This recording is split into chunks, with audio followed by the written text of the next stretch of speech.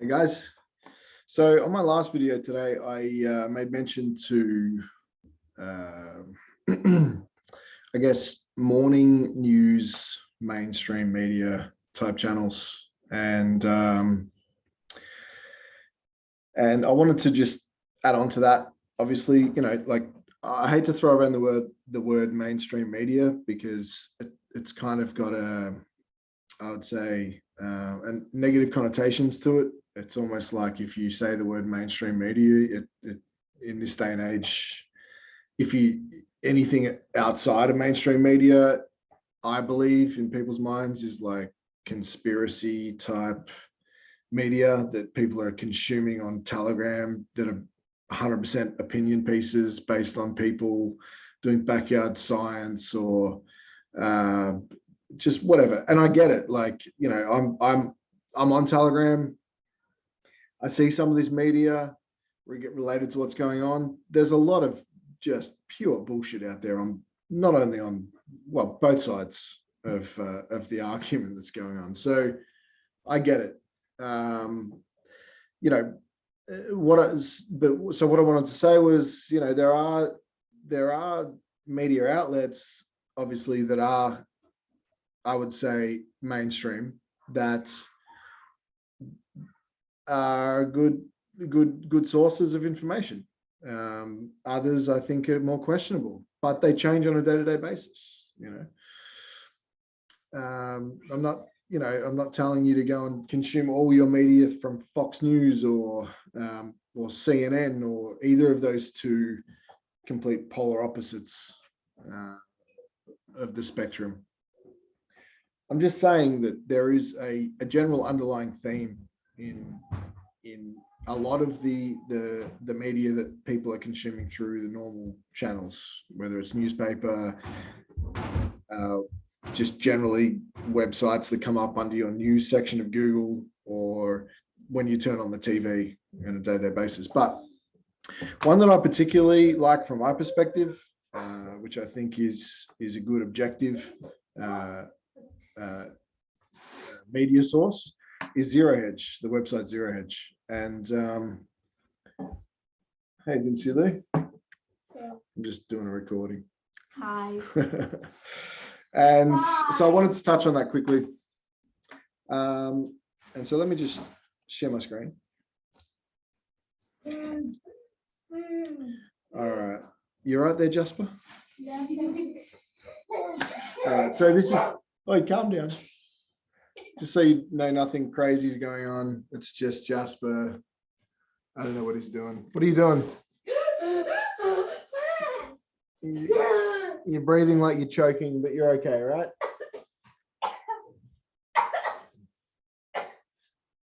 He's choking, but mildly. He's so, yeah, Zerohedge. And so I went on there today and just had a quick look. And what they've got is this thing called the Friday roll-up of the most ridiculous stories from around the world.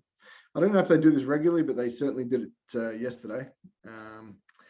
And 2 of the 5 stories were from Australia. And so I thought I'd just go through those and highlight what they were talking about.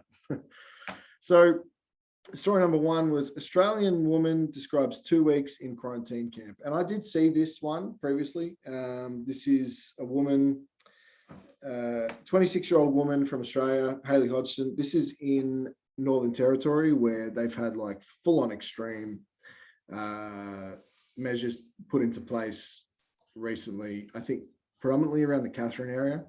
But so anyway, this particular story is about this woman, Hayley Hodgson, and she was forced into a quarantine camp because one of her friends tested positive for COVID. So she didn't test positive for COVID. One of her friends tested positive for COVID. And because she'd been in close proximity to that friend, she was effectively visited at her home with no phone call, no pre-warning. They came to her home. I don't know if it was the police or whatever the special COVID response squad was, but they came to her home and they took her to a quarantine camp because she'd been basically in contact with this person that had a positive test to COVID. So I don't know if you guys are familiar that this is going on right now, but this is what's happening right now in Australia. So Hayley was threatened by police with a $5,000 fine if she didn't voluntarily go to the camp for 2 weeks of isolation. Mind you, according to the interview, she wasn't told she was going to be there for 2 weeks when she agreed to go. She was just told she was to go and to get a test. So in her mind, I believe that she was under the impression that she would get a negative test and be released. Anyway, so in the end, she spent 14 days in the camp, despite testing negative for COVID 3 times. She has still never caught COVID. During her time in the camp, she was threatened with another $5,000 fine for leaving her small outdoor deck to take her trash out without a mask on. Keep in mind that Hayley is an innocent person. She's committed no crime. She was not informed of her rights. She was not given legal representation. And she was threatened with being held longer in the camp if she didn't follow the rules while she was incarcerated. So while she was there, she was clearly distressed. And I mean, there was probably times where she was questioning the authority or the staff that were keeping her captive, which is, I think, a normal response to the situation that she was in. At whatever point in time, she's claiming that they, because of her, I guess, her unruliness to abide by the regulations of the camp and the authority of the people in the camp, they utilized their power, which is to hold her, I guess, indefinitely. They used that as a tool to threaten her to behave. If the point of the camp is for health reasons, right, to protect the security of the people in general, if she's testing negative to COVID while she's in the camp, why would they threaten her to keep her longer in the camp, even for unruly behavior, unless the camp is something other than a measure to protect the health of the general society? I personally can't see how those things stack up. Anyway, she said, you feel like you're in prison, understandably. You feel like you've done something wrong. It's inhumane what they're doing. You are so small, they just overpower you and you're literally nothing. If you, down the bottom of the Zerohedge article, you can watch the interview. If you watch the interview, you can see that, and she actually took footage while she was in there with her phone. And there's footage of the staff in the camp, and they're trying to talk to her and basically console her or make sure that she stays within her boundaries and doesn't leave for any particular reason. And the guy that she's talking to is just saying it's the same old thing, right? He's saying, look, I'm just doing my job. He doesn't make comment whether he agrees or not on what the outcomes are, but he's just saying, basically throwing his hands up and saying, I'm just doing my job. I'm just doing my job. This is the rules that we've been handed down. I'm so sorry, but you have to abide by them, or we're going to fine you, or we're going to keep you in here longer. And I'm just doing my job. Don't blame me. It doesn't fly with me, saying stuff like that. I'm sorry, but you chose to do that job. You're a citizen. You're a human being. You have ethics, morals.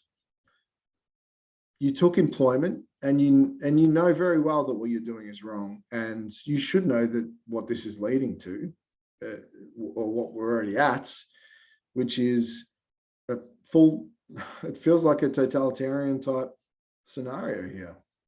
I'm not trying to be conspiratorial, but these are the things. This is the norm. This is what we're looking at these days. And this, one of the reasons that I wanted to create this YouTube channel was because it doesn't sit with me. I don't want to look back in 30, 40 years. I'm going to have grandkids, and they're going to and we're in a completely different society because of the key years that are going on right now, where we had an opportunity to do something to fight for our liberties as human beings and just the right to have a choice, right, in this matter. And realize I could have done more and I didn't. And so it doesn't cost anything to do this, guys. So anyone that's sort of passionate about this sort of thing, just do it. Anyway, while in COVID jail, Haley lost her job. But don't worry, the government gave her $1,500 to compensate her. So she lost her job. She was a casual worker. And for whatever reason, she wasn't able to get her job back. Obviously, she was gone for a couple of weeks, probably a retail. I think she said it was a retail position. Those jobs need to be filled.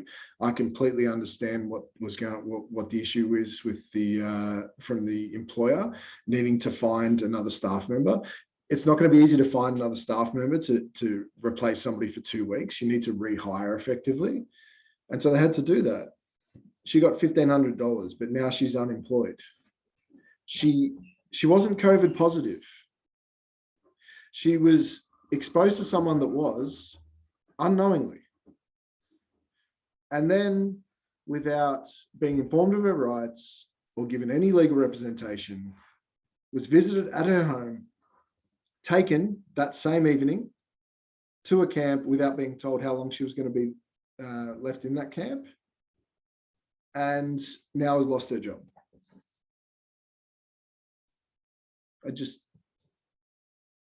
I can't fathom how we've got to this point. Anyway, on a lighter note, although just as disturbing, the second story on Zerohedge was for Australian cats will soon be as unfree as their humans. So for much of the past 2 years, Australian house cats have had more freedom than Australian citizens. I guess that's probably pretty true. But now in one Australian city, cats will have their freedoms curtailed on par with their humans. The city of Fremantle in Western Australia already bans cats from golf courses, beaches, and parks. Okay, I can kind of understand that. I mean, how many people have houses that back onto beaches or golf courses or parks? So yeah, I get that. Although shockingly, the local cats don't abide by these rules. Fair enough, cats can't abide by the rules. So now the Fremantle Town Council has voted to effectively ban cats from being outside, just being outside in general, unless they're on a leash. So now they've voted in Fremantle in Australia to ban cats to go outside without a leash.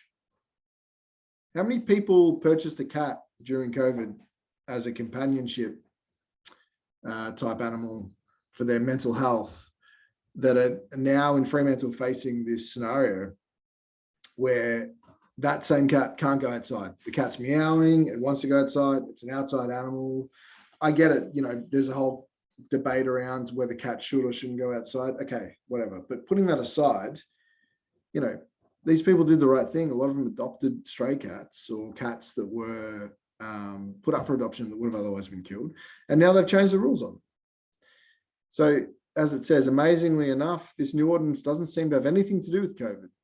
Local authorities simply say that this rule is for the cat's own good, to keep them safe. I've heard that before. Yeah, I just wanted to do a quick video off the back of the other one because I talked about mainstream media. I personally do subscribe to many mainstream media outlets. I would consider Zerohedge to be one of them. And if anyone's interested, check them out. They got some good stories.